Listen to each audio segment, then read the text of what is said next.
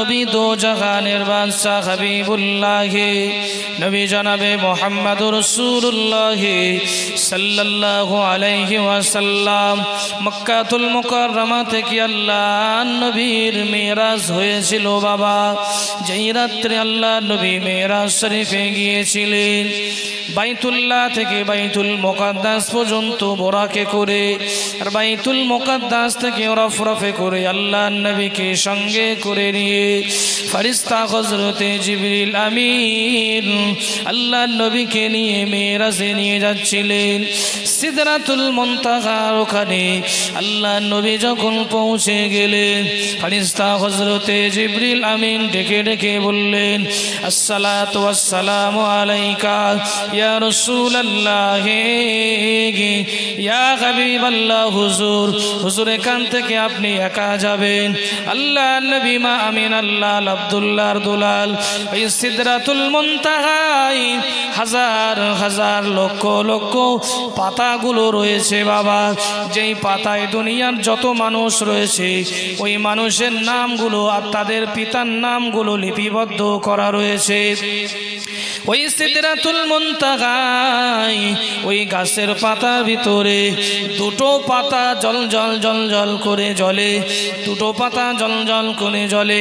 আল্লাহর নবী ফেরেশতা জিবরাইলকে জিজ্ঞাসা করেছিলেন, ইয়া কি জিবরাইল, ও ভাই জিবরাইল একটা বার আপনি বলুন এই কোটি কোটি পাতার ভিতরে এই দুটো নামের পাতাটা যে দুটো পাতা জ্বলে এই দুটো পাতায় কোন ব্যক্তিদের নাম লেখা রয়েছে? মুসলমান ভাইরা আমার, হযরতে ফেরেশতা জিবরিল আমিন আল্লাহর নবীকে লক্ষ্য করে জবাব দিয়েছিলেন, ইয়া রাসূলুল্লাহ ইয়া হাবিবাল্লাহ। হুজুর, এই কোটি কোটি পাতার ভিতরে এই যে দুটো নাম আপনি দেখতে পেলেন এই দুটো নাম আর অন্য কোনো নাম নয়। হুজুর, আপনি মক্কা থেকে মদিনায় হিজরত করার পরে আপনার সবথেকে ছোট কন্যা খাতুনে জান্নাত ফাতেমাকে যখন আপনি বিবাহ দেবেন, আল্লাহ পাক রব্বুল আলামিন আপনার কন্যা আপনার বেটি জান্নাতের সরদারিনী ফাতেমার গর্ভ হইতে আল্লাহ পাক রব্বুল আলামিন দুটো পুত্র সন্তান দেবেন। আমার আল্লাহ পাক রব্বুল আলামিন এই দুটো সন্তানের নাম আল্লাহ নির্দিষ্ট করে রেখেছেন, নির্বাচন করে রেখেছেন। এই দুটো নাম এখনো পর্যন্ত কাউকে রাখা হয়নি।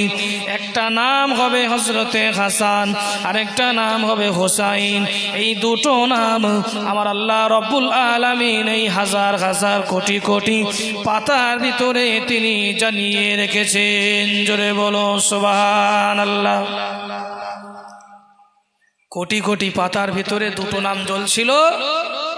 তানারা ছিল একজন হযরত ইমাম হাসান, একজন হলেন হযরত ইমামে হোসাইন। আল্লাহর নবী তিনি খুব খুশি হয়ে গেলেন। নিশ্চয়ই তাহলে আমার ওই নাতি হাসান হোসাইনকে আল্লাহ খুবই মহব্বত করে, ভালোবাসে। আল্লাহর নবী ফেরেশতা জিবরিল যখনই বললেন, হুজুর এই নাম দুটো ইতিপূর্বে কারও রাখা হয়নি, আল্লাহ পাক তিনি নির্বাচন করেছেন। আল্লাহর নবী শুনে আসলেন, তখনও খাতুনে জান্নাত ফাতেমার বিয়ে হয়নি। মুসলমান ভাইয়েরা আমার, ওখান থেকে আল্লাহর নবীকে ফেরেশতা জিবরাইল সঙ্গে করে নিয়ে জান্নাত জাহান্নামগুলো পরিদর্শন করার জন্য নিয়ে গেলেন। জান্নাতের ভিতরে আল্লাহর নবী যখন প্রবেশ করলেন, জান্নাতের মনোরম দৃশ্যগুলো আল্লাহর নবী দেখছিলেন। তার ভিতরে দেখতে দেখতে সুন্দর কামরা রয়েছে, তার ভিতরে একটা ঘর আল্লাহর নবী দেখলেন, যেই ঘরটার সমস্ত রংটা সবুজ রঙের রং, সবুজ রং দিয়ে আমার আল্লাহ পাক সাজিয়ে রেখেছেন। ঘরের দরজা জানালা সমস্ত কামরাগুলো সবুজ রঙের। আল্লাহ নবী ফেরেশতা জিবরাইলকে জিজ্ঞাসা করলেন, ইয়া কি জিবরাইল, ও ভাই জিবরাইল আপনি একটা বার বলুন জান্নাতের ভিতরে এত সুন্দর ঘর আমি আর একটাও দেখলাম না, এই ঘরটা কার জন্য বানানো হয়েছে? এই ঘরটার সমস্ত রং সবুজ দিয়ে দিয়ে কেন করা হলো, সবুজ রং কেন করা হলো? সেই সময় আল্লাহর ফেরেশতা জিবরাইল বলেছিলেন, ইয়া রাসূলুল্লাহ, ইয়া হাবিবাল্লাহ, হুজুর একটু আগে আপনার যে নাতি হাসানের নাম আপনি সিদরাতুল মুনতাহায় এমন করে জ্বলতে দেখেছিলেন, ওই হাসানের জন্য আল্লাহ পাক রব্বুল আলামিন সুন্দর করে এই ঘরটা, অট্টালিকাটা বানিয়েছেন। তার কারণ হলো আপনার উম্মতিদের ভিতর থেকে একদল মুনাফিক তারা চক্রান্ত করে আপনার নাতি হাসানকে তারা বিষ পান করিয়ে দেবে। ওই বিষের জ্বালা যন্ত্রণা সহ্য করতে না পেরে আপনার নাতি হযরতে হাসান আল্লাহর ডাকে সাড়া দিয়ে শাহাদাত বরণ করবে। আমার আল্লাহ পাক রব্বুল আলামিন ওই ইমাম হাসানের জন্য সুন্দর করে জান্নাতের ভিতরে এই সবুজ রঙের ঘরটা তিনি বানিয়ে রেখেছেন। জোরে বলুন সুবহানাল্লাহ। দুনিয়ার জমিনে এখনো ভূমিষ্ঠ হননি, তার আগে জান্নাতের ভিতরে ঘর। আর আমরা দুনিয়ায় বাস করছি, এখনো কিন্তু নিজের মনকে প্রশ্ন করলে বলতে পারবো না জান্নাতে যাব কিনা, ঠিক কিনা? কেউ আমরা বলতে পারবো না। অথচ তিনি দুনিয়ায় আসেননি, তার আগে জান্নাতে ঘর বানানো হয়ে গেছে আল্লাহর পক্ষ থেকে। আল্লাহ নবী দো জাগানের বাদশাহ হাবিবুল্লাহ, আল্লাহ নবী ওখান থেকে আরো একটু আগে চলে গেলেন। ওই জায়গায় গিয়ে আর একটা ঘর দেখতে পেয়েছেন, যেই ঘরটা আরো সুন্দর ছিল, কিন্তু প্রথম ঘরের তুলনায় ওই ঘরটার রংটা ছিল ভিন্ন। ওই ঘরটার রং ছিল পুরো লাল রঙের, দরজাগুলো লাল রঙের, জানালাগুলো লাল রঙের, ঘরের সমস্ত রংটা হলো লাল রং। আল্লাহ নবী ফেরেশতা জিবরাইলকে জিজ্ঞাসা করে বললেন, ইয়া কি জিবরাইল, এই ঘরটা কার ঘর? এই ঘরটা কেন লাল রঙের করা হয়েছে? আমার আল্লাহ তো সুন্দর করে কার জন্য এই ঘরটা বানিয়েছেন? হযরত ফেরেশতা জিবরাইল বলেছিলেন, ইয়া রাসূলুল্লাহ, ইয়া হাবিবাল্লাহ, হুজুর আপনার ছোট মেয়ে খাতুনে জান্নাত ফাতেমার ছোট সন্তান, যার নামটা রাখা হবে হোসাইন, ওই হোসাইনকে আপনার উম্মতের ভিতর থেকে একদল উম্মত তার সঙ্গে গাদ্দারি করবে, দ্বিচারিতা করবে, তার সঙ্গে খারাপ আচরণ করবে। আপনার উম্মতের ভিতরে একদল কারবালা নামক একটা জায়গা রয়েছে, ওই জায়গায় আপনার দৈহিত্র আপনার নাতি হোসাইনকে তারা নির্মম ভাবে শহীদ করে দেবে। কারবালার প্রান্তটি হোসাইনের রক্তে লাল হয়ে যাবে হুজুর। হোসাইন এবং তার সাথীদের রক্তে কারবালার প্রান্তরটা লাল হয়ে যাবে। আমার আল্লাহ পাক রব্বুল আলামিন ওই হোসাইনের মহাব্বতে তানাকে আমার আল্লাহ পাক পুরস্কৃত করার জন্যে, তার আগে থেকে তানার জন্যে এই জান্নাতের ভিতরে ঘর বানিয়ে রেখেছেন। হোসাইন রক্তে রঞ্জিত হয়ে লাল হয়ে শহীদ হয়ে যাবে, সেই জন্যে তানার জন্যে লাল রঙের ঘর আমার আল্লাহ বানিয়েছেন। বলুন সুবহানাল্লাহ। ওই জন্য আল্লাহ রসুল বলেছিলেন, আল হাসান ওয়াল হুসাইন ও সাইয়্যিদা শাবাবি আহলিল জান্নাহ। হযরত আব্বাজান আদম আলাইহিস সালাম থেকে নিয়ে আজ পর্যন্ত এবং আজ থেকে কিয়ামত পর্যন্ত যত মানুষ পৃথিবীতে এসেছে, বর্তমানে আছে, আগামীতে আসবে, তাদের ভিতরে মারা যাওয়ার পরে যারাই জান্নাতবাসী হবে, রাসূলুল্লাহ বললেন, আল হাসানু আল হুসাইনু সাইয়্যিদা শাবাবি আহলিল জান্নাত। আমার হাসান হোসাইন, আমার আদরের দুই নাতি, এরা হবে জান্নাতের যুবকদের সর্দার। একবার জোরে বলুন সুবহানাল্লাহ। সেই দুই ভাইয়ের জন্য আল্লাহ রাব্বুল আলামিন দুটো ঘর সুন্দর করে তিনি বানিয়ে রেখেছেন। মুসলমান ভাইয়েরা আমার, আমার আব্বা জানেরা, ভাই জানেরা, এ তোগাছিয়া গ্রামের মুসলমানেরা, আল্লাহ নবী ওখান থেকে ফিরে এলেন। আল্লাহ নবী মেরাজ থেকে ফিরে আসার পরে আল্লাহ নবী আল্লাহর হুকুম পেয়ে মক্কাতুল মুকাররমা থেকে মদিনাতুল মুনাওয়ারায় তিনি হিজরত করলেন। হিজরত করার পরে আম্মা জান ফাতেমাকে যখন বিয়ে দিয়ে দিলেন, শেরে খোদা হযরতে আলী রাদিয়াল্লাহু তাআলা আনহুর সঙ্গে বিয়ে হয়েছে। ও ভাইজান, আব্বা জানেরা, সিয়াসতের অন্যতম কিতাবটার নাম হলো নাসাই শরীফ। এই নাসাই শরীফ আমার কাছে রয়েছে। এই কিতাবুন নিকাহ অর্থাৎ বিবাহের অধ্যায়ের ভিতরে লেখা রয়েছে হযরতে আবু বকর সিদ্দিক রাদিয়াল্লাহু তাআলা আনহু আম্মা জান ফাতেমাকে বিয়ে করার জন্য প্রস্তাব দিয়েছিলেন। আল্লাহ নবী তিনি রাজি হননি।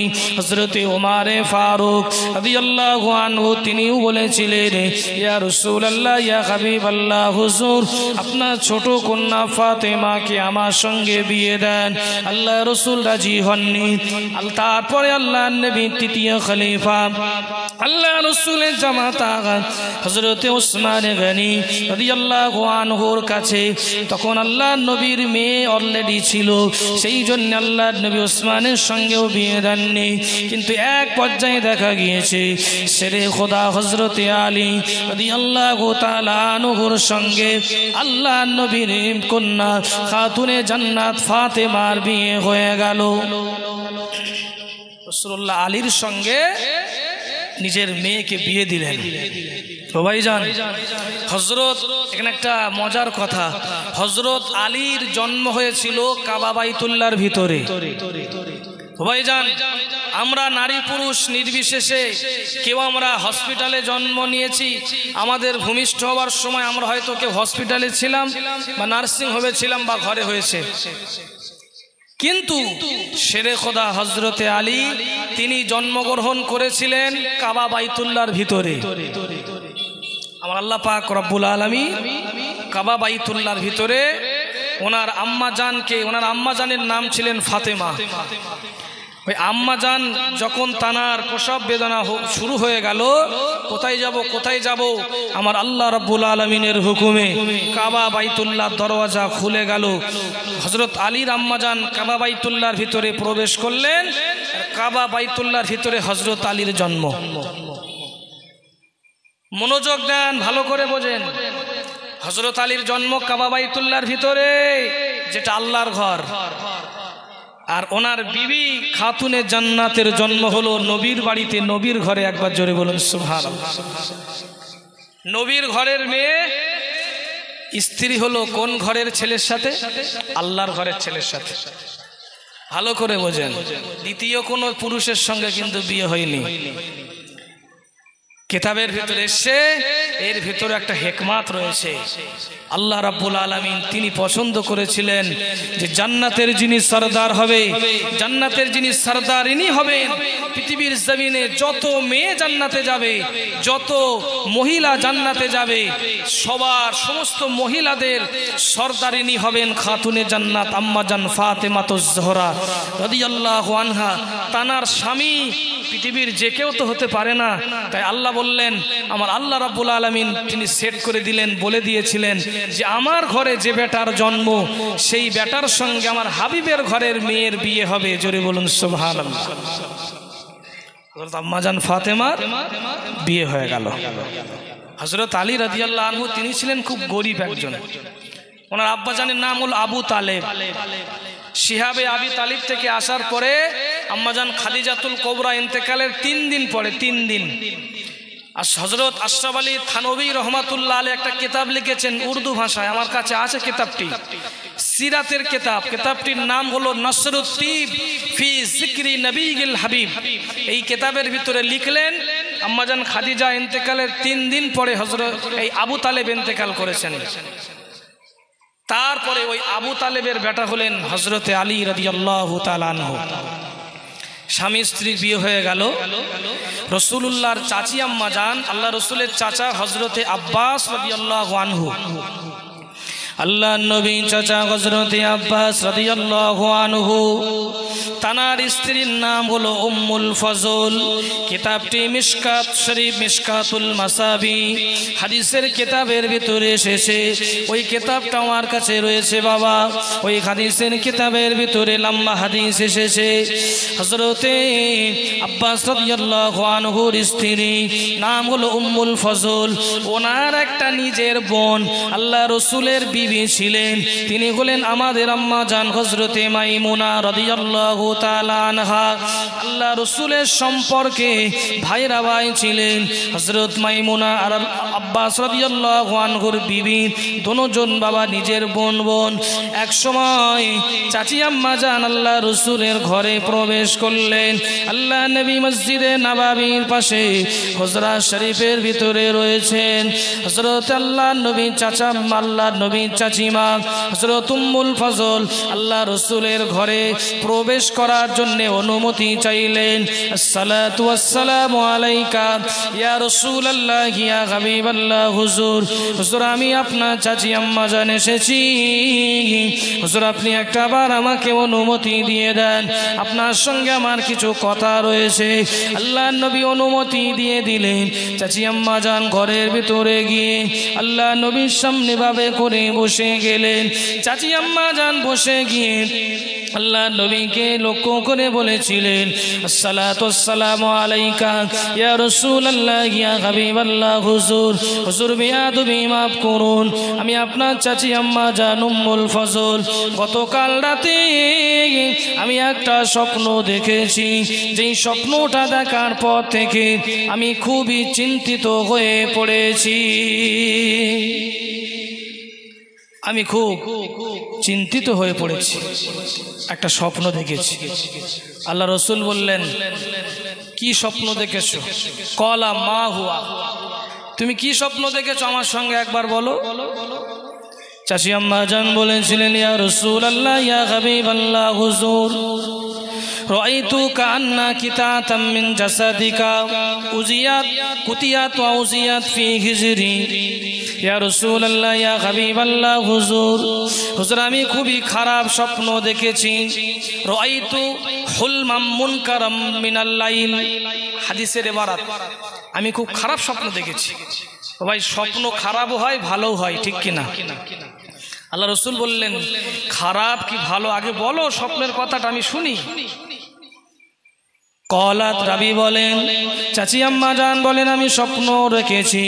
রাআইতু কান্না কিতাতাম মিন জাসাদিকা কুতিয়াত ওয়া উজিয়াত ফি হিজরি। হুজুর আমি স্বপ্ন দেখলাম আপনার শরীর থেকে এক টুকরো গোশত কেটে গেল। ওই গোশত টুকরোটি আমি উম্মুল ফজল আমার কোলের উপরে পড়েছে। ইয়া রাসূলুল্লাহ ইয়া হাবিবাল্লাহ। হুজুর, হুজুর এই স্বপ্ন দেখার পর থেকে মনটা আমার খারাপ হয়ে গেল। এমন স্বপ্ন আমি কেন দেখলাম? আল্লাহ রসুল এই স্বপ্নের কথা শোনার পরে বিশ্ব নবী আমার মিচকে মিচকে হাসতে লেগেছেন। জোরে বলুন সুবহানাল্লাহ। আল্লাহ রসুল বললেন, রাআইতি খায়রা, রাআইতি খায়রা, তুমি খুব ভালো স্বপ্ন দেখেছো।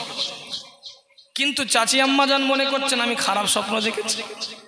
রসুল বললেন, রাআইতি খায়রা, খায়রুন মানে ভালো, শাররুন মানে খারাপ, তুমি খুব ভালো স্বপ্ন দেখেছো। ইয়া রাসূলুল্লাহ ইয়া হাবিবাল্লাহ। হুজুর, দেরি না করে তাড়াতাড়ি আপনি স্বপ্নের ব্যাখ্যাটা তাবিরটা একবার বলুন। আল্লাহ নবী বললেন, তোমার স্বপ্নের ব্যাখ্যা হলো তালিদু ফাতিমাতু ইনশাআল্লাহ গোলামান ইয়াকুনু ফি হিজরিক। কয়েক মাস যাওয়ার পরে আমার ছোট কন্যা ফাতেমার আমার আল্লাহ রব্বুল আলামিন একটা পুত্র সন্তান দান করবে। ওই পুত্র সন্তানের দেখভাল করার দায়িত্ব তোমাকে অর্পণ করা হবে। জোরে বলুন সুবহানাল্লাহ। চাচি আম্মা জান খুশি হয়ে গেলেন, ওখান থেকে বিদায় নিয়ে চলে গেলেন। তারপরে আল্লাহ রসুল ঠিক যেমনই বললেন, কয়েক মাস যাওয়ার পরে খাতুনে জান্নাত জান্নাতের সন্তান হলো হযরত আলী রাদিয়াল্লাহু তাআলা আনহু। তিনি তানার কাছে যখন সংবাদ চলে গেল, তিনি বললেন এই ছেলেটার নাম আমি রাখবো হারব। আল্লাহ রাসূল বললেন না না না, এই ছেলেটার নাম হারব রাখা হবে না। আমি রাসূলুল্লাহ সিদরাতুল মুনতাহায় মেরাজের রাতে এই বাচ্চাটার নাম আমি দেখে এসেছি। আমি রাসূলুল্লাহ এই বাচ্চাটাই সন্তান, আমার নাতির নাম আমি রাখলাম হোসাইন। জোরে বলুন সুবহানাল্লাহ। এই ছেলেটার নাম আমি নিজেই রাখলাম, শুধু আমি নয়, আমার আল্লাহ রাব্বুল আলামিন আগে থেকেই সিদরাতুল মুনতাহায় লিখে রেখেছেন। জোরে বলুন সুবহানাল্লাহ। ভাই আমার, বড় পীর আব্দুল কাদেরুল জিলানী আল বাগদাদি রহমাতুল্লাহ আলাইহির নাম আপনারা শুনেছেন, তাই না? যিনি হলেন পৃথিবীর জমিনে যত আল্লাহর ওলি রয়েছে, সমস্ত আল্লাহর ওলিদের কাঁধের উপরে বড় পীর সাহেব কেবলার পা থাকে। জোরে বলুন সুবহানাল্লাহ। আল্লাহ এত মর্যাদা, এত মর্তবা দিয়েছেন তানাকে। হযরত বড় পীর সাহেব কেবলা রহমাতুল্লাহ আলাইহি একদিন তানার হুজরা শরীফের ভিতরে বসে রয়েছেন। দুজন স্বামী স্ত্রী দাম্পত্য, চোখ দিয়ে টপ টপ করে পানি পড়ছে, মনটা খারাপ করে আল্লাহর ওলির দরবারে এসে হাজির, কদমে হাজির। সব মুরিদ মুতাকিন খলিফারা পীর সাহেব কেবলার সামনে রয়েছেন, হুজুর সবক দিচ্ছেন, মুরাকাবা মুশাহেদা তাসাউফের সবকগুলো দিচ্ছেন। ওই ওই দাম্পত্য স্বামী স্ত্রী দূরে দাঁড়িয়ে রয়েছেন। আল্লাহর ওলি বড় পীর আব্দুল কাদেরুল জিলানী আল বাগদাদি রহমাতুল্লাহ আলাইহি মুরিদ মুতাকিরিনদের কাছ থেকে তিনি একটু ফারেক হয়ে গেলেন। ফারেক হয়ে তানাদেরকে ডাক দিলেন, তাদেরকে কাছে ডেকে জিজ্ঞাসা করলেন, বলো বলো বাবা, তোমরা অনেক সময় থেকে ওই জায়গায় দাঁড়িয়ে রয়েছো, বলো তোমাদের কোনো কথা রয়েছে, কোনো প্রশ্ন রয়েছে কিনা? ওই দুইজন স্বামী স্ত্রী আল্লাহর ওলির সামনে এসে বললেন, ও আল্লাহর ওলি, একটা আশা নিয়ে আপনার দরবারে আমরা এসেছি। কি আশা বলো, কি আশা বলো? হুজুর আপনি আমাদের জন্য দোয়া করেন। কি দিয়ত, কি দোয়া করব বাবা? হুজুর আমাদের কয়েক বছর বিয়ে হয়েছে, এখনো আমাদের সন্তান হয় না, এখনো আমাদের কোনো সন্তান নেই। হুজুর আপনি একটু আল্লাহর দরবারে দোয়া করুন। আপনি হলেন আল্লাহর মাহবুব বান্দা, আপনার দোয়ার বদৌলতে আল্লাহ পাক রব্বুল আলামিন যদি আমাদেরকে একটা সন্তান দেয়, আমরা বড় খুশি হয়ে যাব। ও ভাই, আজ সমাজে এমন মানুষ আছে না নাই? 5 বছর 10 বছর বিয়ে হয়েছে, এখন একটা সন্তান হয় না, ঠিক কিনা? দেখবেন বিয়ের পরে 1 বছর 2 বছর 3 বছর পরে সন্তান না হলে যেন সংসারে ঠিক যেন মন ভালো লাগে না, ঠিক কিনা? আশপাশের বাচ্চারা এসে সব মায়েদেরকে মা বলে ডাকে, পিতাদেরকে আব্বা আব্বা বলে ডাকে, আর যাদের সন্তান নেই তাদের মনটা দুঃখে ভেঙে যায় যে আমাদের যদি একটা আল্লাহ সন্তান দিত, সন্তান হতো। আল্লাহর ওলি বড় পীর আব্দুল কাদেরুল জিলানী আল বাগদাদি রহমাতুল্লাহ আলাইহি আজ কিনা তিনি এমন করে কাশফ করলেন, মুরাকাবা করলেন। মুরাকাবা করে তাদের মুখের দিকে তাকিয়ে বললেন, বাবা তোমরা ফিরে যাও, তোমাদের নসিবে আল্লাহ সন্তান লিখে রাখেনি। আমি ভালো করে সিদরাতুল মুনতাহায় ওই গাছটাই লক্ষ্য করে দেখেছি, যেই গাছে আমার আল্লাহ পাক রব্বুল আলামিন সমস্ত বান্দা বান্দীদের নাম লিপিবদ্ধ করে রেখেছেন। আমি আল্লাহর ওলি কাশফ গালাতে মুরাকাবার ভিতর থেকে ওই সিদরাতুল মুনতাহায় লক্ষ্য করে দেখলাম তোমাদের কোনো সন্তান হবে না, তোমাদের সন্তান হবে না। ও ভাই, মন খারাপ আরো বেড়ে যাবে না কমবে? আরো বেড়ে যাবে। হুজুর যদি বলতেন যাও বাবা দোয়া করে দিচ্ছি, আল্লাহ যদি চাই হবে, তাহলে অন্তত মনে একটা আশা থাকতো যে আল্লাহ পাক চাইলে হবে। কিন্তু আল্লাহর ওলি ক্লিয়ার বলে দিলেন তোমাদের বাচ্চা হবে না, যাও। তারা ছিল নাসর বান্দা, নাসর বান্দি। কোনো কথা শুনবো না, আপনি হাত তুলে একটু দোয়া করেন, না হয় না হবে একটু দোয়া করে দেন। বললো আমি বলছি তো তোমাদের বাচ্চা হবে না, কেন দোয়া চাইছো? হুজুর একটু দোয়া করে। মুসলমান ভাইয়েরা আমার, আল্লাহর ওলি দোয়া করে দিলেন মনটাকে রাখার জন্যে, মনটা বোঝানোর জন্য, ওই দাম্পত্য জীবন ওই দুজনার জন্য দোয়া করে বললেন, আল্লাহ পাক ও রব্বুল আলামিন, আপনি ইচ্ছা করলে সব কিছু করতে পারেন, আপনার হুকুমে সব কিছু হয়, আপনি কুন ফায়াকুনের মালিক। আমি দেখলাম এদের তকদিরে বাচ্চা নেই, এদের তকদিরে সন্তান নেই, তবুও এরা নাসরবান্দা নাসরবান্দি, এদের জন্য একটু দোয়া করি, আপনি চাইলে এদের একটা সন্তান দেবেন। আল্লাহর ওলির সামনে থেকে দোয়া নিয়ে ওই দাম্পত্য স্বামী স্ত্রীটা বাড়ি চলে গেলেন। বাড়ি চলে যাওয়ার পরে 1 বছর পরে ও ভাইজান আব্বা জানেরা, ও দোগাছিয়া গ্রামের মায়েরা, ও দোগাছিয়া গ্রামের ভাইয়েরা, শুনলে অবাক হয়ে যাবে, ওই স্বামী স্ত্রী 1 বছর পরে ফুটফুটে একটা সন্তান নিয়ে আল্লাহর ওলি দরবারে শেখ হাজির হয়ে গেল। জোরে বলুন সুবহানাল্লাহ। আল্লাহর ওলি তাদেরকে ডাক দিলেন, বাবা আমার কাছে চলে এসো, আমার কাছে এসো। তারা দুজন স্বামী স্ত্রী হাসতে হাসতে আল্লাহর ওলিকে বললেন, ও আল্লাহর ওলি, এই যে আপনার দুয়ার ফল, আল্লাহ রব্বুল আলামিন আমাদেরকে সন্তান দিয়েছেন। জোরে বলুন সুবহানাল্লাহ।